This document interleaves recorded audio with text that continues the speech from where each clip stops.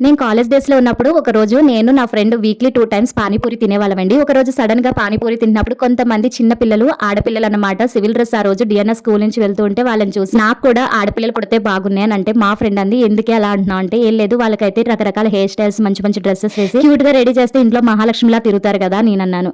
తనని కూడా క్వెషన్ చేశాను. "మరి నీకెవరంటే ఇష్టం?" అంటే, "అది మాత్రం నాకు అబ్బాయిలే ఇష్టమే. వాళ్ళకేందంటే ఒక బనీను, చెడ్డీ ఏసి పక్కపాపిడి దువ్వేసి పంపించొచ్చు. టైం సేవ్ అవుతుంది" అని చెప్పేసంది.